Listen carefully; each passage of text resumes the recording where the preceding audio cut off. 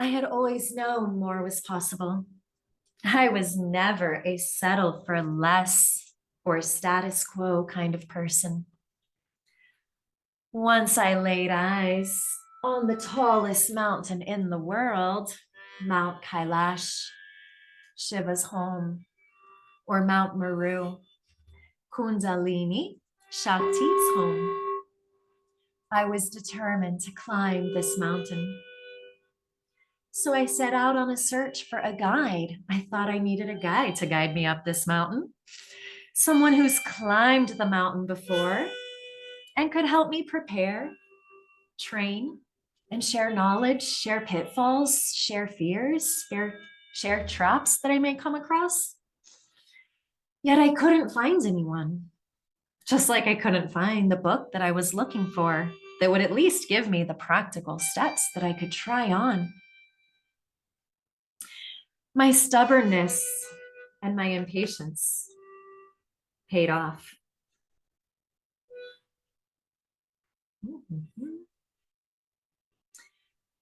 My stubbornness and my impatience resulted in me saying, fuck it. I am not going to wait for someone to help me. I am going to figure out how to climb this mountain by myself.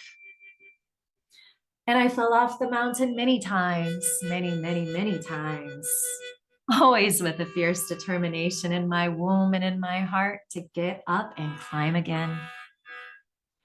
When I met plant medicine, the first few shamans could not answer any of the questions that I had in regard to what I was experiencing, what I was feeling. They were supposed to know how to navigate this mountain, right? And then along came the most powerful wisdom from a brother who opened the door to remembering that only I knew how to climb this mountain. During an ayahuasca ceremony, 𝐟𝐸𝐵 shared with me, on this journey, you cannot have fear. When you've pushed beyond the limitations of your mind, 𝐿𝐿𝐵, go further. When you've pushed beyond the limitations of your body, 𝐿𝐿𝐵, go further. And when you've pushed beyond the limitations of your soul, 𝐿𝐿𝐵, go further. 𝐟𝐸𝐵's famous words that still show up as a reminder for me today. So I began meeting and pushing beyond my limitations every single day in my self-healing practice. Kumar was training and climbing this mountain right by my side, yet he had to pave his own pathway just as I was paving mine. He'd share tips with me. Hey, love, if you try this, you'll feel this. I'd give it a try and come back with, hey, babe, if you add this, and this, you're going to feel even more, just as he shared earlier, that I like to take it to that next level. Yes, I do. And oh, how he loves me and my relentless desire for liberation and more Shakti. It wasn't long before we committed to training twice a day because we witnessed how rapidly we were advancing up this mountain. There are days where we train for anywhere between 3 to 5 hours, in addition to our private ceremonies or womb kriyas. Once we arrived to the top of the mountain, I'm like, well, that was fun. Now what else is possible? Now I'm remembering how to fly off the top of the mountain. So this book will guide you in remembering how to climb to the top of the mountain, to achieve divine union within yourself as it is a solo journey. And then to fly off the top of the mountain is the next level where both you and your partner are flying together on this journey. As a guide who has paved my own pathway up this mountain, I can only share with you the basic framework that I used to pave my pathway. You can use this framework to pave your pathway because everyone's pathway will be different. Inside of your body is a map. The framework I'm providing you with helps you remember how to unlock your map from its treasure chest and how to read your map. This isn't the only framework to paving your pathway. It just so happens to be what worked for me and continues to work for me, yielding light speed transformation after having tried countless modalities, spending 15 years and thousands of dollars doing it all, only to realize that none of it was working. So I'll encourage you to take from this book what resonates with you and discard the rest. One thing that I can promise you, though, is that what's awaiting you at the top and along the way is so fucking worth it. However, I will warn you that this journey is not a short, easy, or comfortable one. And to truly get what this journey will entail, allow me to invite you to go on a quick pilgrimage with me so that you can feel what it'll be like walking this path. Imagine you've just arrived in a magical and luscious mountain town, in a volcanic crater, encircled with green and holy mountains. And you have no idea the adventure that Kumar and I are going to guide you on. All you know is that you have to be dressed to go on a hike. So we load you up in our beast, the perfect off-road vehicle that looks like a beast with its massive off-road tires, custom suspension and lift. And we carry you into the jungle where we meet the entrance to a hiking trail up a 10,000-foot mountain, 1,000-foot mountain. Take that back, I read one too many zeros. The good news is that we climbed an elevation to get there. So you only have around 700 feet to climb. As you get out of our beast, we begin to inform you of the guidelines for this hike. You will hike this mountain barefoot, carrying your shoes in your hands. With shoes, it's a 45-minute hike. Without shoes, it's closer to an hour, maybe an hour and a half, depending how windy it is that day. The beginning of the trail will trick you into thinking, oh, this is easy, I've got this, as the soft pine needles tickle the soles of your feet. Until you meet the volcanic rocks, which are sharp, but will not tear open your soles. They may provoke a loud shriek as they come in full contact with the stuck energy stored in the soles of your feet. Total presence and awareness are required in order to not misstep or fall. Oh, and by the way, these volcanic rocks make up 95% of the hike. And we will be there to remind you that the volcanic rocks are not causing you pain. You are not a victim to Mother Earth's volcanic rocks. The pain that you feel is already in your body, and the rocks are merely pointing it out to you. Pun intended. When you arrive to the few, and I'm literally talking 2 or 3 small patches of dirt without volcanic rocks, you'll feel as if you're walking on a gel foam matrix. As you bow in gratitude to Mother Earth, thanking her for the softness of the dirt without the volcanic rocks. When the sun shines on you, you will feel your body temperature heating up, and you'll be faced with allowing the heat to get to you or remembering how to regulate your internal thermometer. When the wind blows, it can be quite gusty. You'll feel as if you're being blown over. And you'll be encouraged to shift your center of gravity into your womb, into your hara, so that you can find your balance. And when you arrive at the top, you'll not only be astounded at the spectacular view of the majestic landscape and the bowl surrounded by all these holy mountains, you'll also be astounded at your inner strength, willpower, determination, dedication, and commitment to yourself to push through all the pain that you endured along the way. After taking a quick rest, we'll guide you through somatic practices and a 𝐟𝐴 ritual at the top of that mountain. And then the journey continues. And guess what? There's only one way down this mountain, and it's the same way you came up. You'll walk with your shoes in your hands so that anytime you feel like quitting, you can just put on your shoes. Or you can ask yourself this question: why do I feel unable to push through the pain? Why is it too much? Why am I unwilling to push beyond the fear, the pain, the uncomfortableness?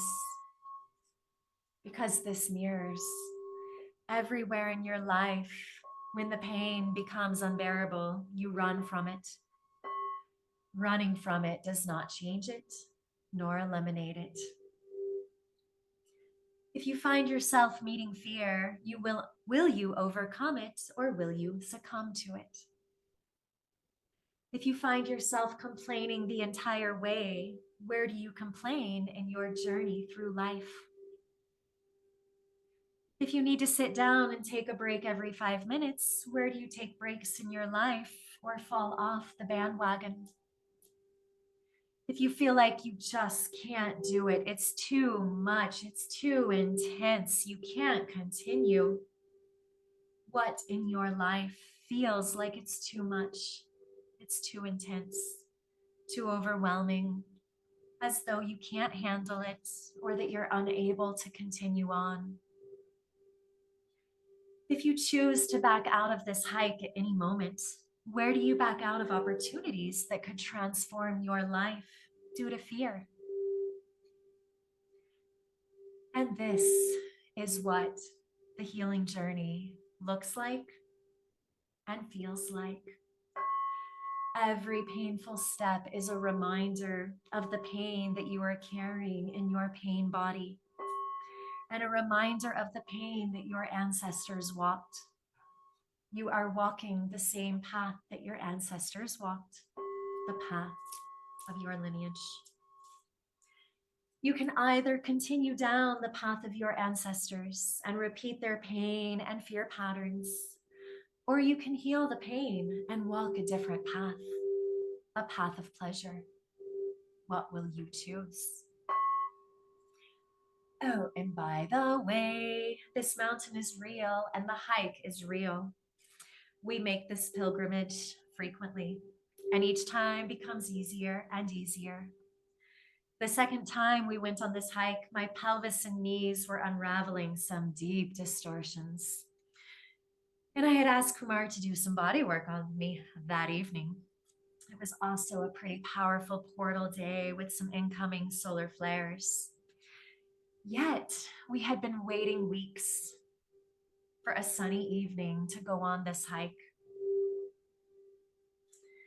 So I told Mother Earth, if you desire us to go on this hike today, can you hold out on the rain and make it sunny? Sure enough, at 3:30, the clouds parted, the sun made his holy presence, and Mother Earth responded. And I knew that all the pain that was showing up in my pelvis and in my knees was showing up as a challenge for me to overcome. And I'm so uberly happy that I chose not to give my power to the pain or to the fear. For the first few minutes of the hike, I was feeling quite winded. Kumar joked, wow, we need to do some more cardio. This hike's kicking our ass. To which I responded, or maybe we just need to make this hike more often. And then without even thinking, my higher self came online and my body took over. I began to breathe, I began to squeeze, and I began to sing the same way I do in my self-healing practice, which stimulated my vagus nerve and parasympathetic nervous system. The volcanic rocks were rather pleasurable. Every step was a conscious step with an intention to liberate stuckness and blockages in the nadis in my feet. When the wind blew, my womb engaged and dared me to a challenge. How long can you keep your pelvic floor contracted?